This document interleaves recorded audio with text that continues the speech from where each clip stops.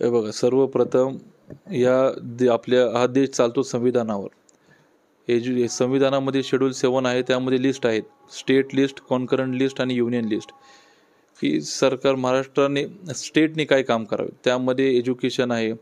सर्व मूलभूत जे गरजा आहेत त्यामध्ये त्याच्यावरती आमचं फोकस राहणार आहे. सर्वप्रथम आमचं असणार आहे एज्युकेशनवर. जे पार्टी जे आमचं आहे की बेसिक एज्युकेशन हे सोशलिस्ट झालं पाहिजे, संविधानामध्ये आहे. परंतु आजकाल एज्युकेशन आपण जर पाहिलं, पूर्ण तो कॅपिटलिस्ट झालेला आहे, प्रायव्हेटायझेशन झालेलं आहे.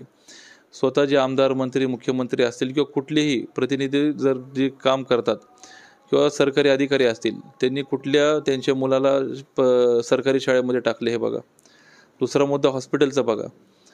पहिले तर आमचं एज्युकेशनचं आहे KG to PG तो फ्री झालं पाहिजे. दुसरं हॉस्पिटलचं परत तेच मंत्री, आमदार, खासदार, संत्री जे कोण असतील त्यांना जर काय झालं, साधं जुलाब जरी लागले तर कुठं जातात ते बघा.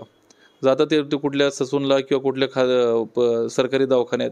मग त्यांची जर ते राबवणारे जर ते लोक आहेत आणि ते जर त्या ठिकाणी जर जात नसतील तर हे प्रायव्हेटायझेशन कशाला?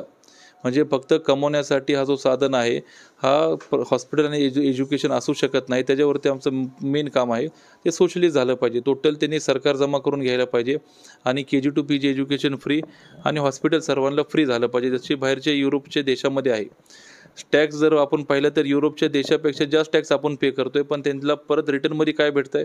काहीच नाही. माणूस इथं जगतोय तर स्वतःच्या मेहनतीवर जगतोय. 2 वेळचं जेवण तो स्वतःच्या दमवर मेहनतीवर कमवतोय तो. सरकारकडनं ह्यांना कुठलाच बेनिफिट नाही. तर तो बेनिफिट देण्याचं काम आम्ही आझाद समाज पार्टीच्या माध्यमातून करणार आहे. आणि राहिला तो दुसरा त्यांचा जो मुद्दा, ते विकासच्या मुद्द्यावर बोलतात. अरे विकास काय, तो सांगण्याची गोष्टसुद्धा नाही. विकास हा लोकशाही आहे. विकास बाय डिफॉल्ट तुम्हाला करावंच लागेल, कारण तुम्ही नोकर म्हणून तुम्हाला आम्ही निवडून दिलाय काम करण्यासाठी. हा विकास म्हणजे काय, तुम्ही कुणाला दान देत नाही. विकास काय विकास? 15 लाखाहून तुम्ही 1,500 वर त्यांची आमच्या माता भगिनीची तुम्ही अवकात काढली. कशाचा विकास? 15 लाख करून 1.5 लाख हे विकास झाला तुमचा. आणि आज कशावर मतं मागतात ते? जात धर्मावर. धर्माच्या नावावर फक्त भीक मागितली जाते, मतं मागितले जात नाही. म्हणून आमचं एकच म्हणणं आहे की आझाद समाज पार्टी हे विकासावर मागत नाही. आमचे मूलभूत अधिकार देण्याचं काम आम्ही करणार आहे. आणि मिशन फुले शाहू आंबेडकरांचा जो मिशन होता ते पुढं घेऊन जाण्याचं आम्ही काम करणार आहे.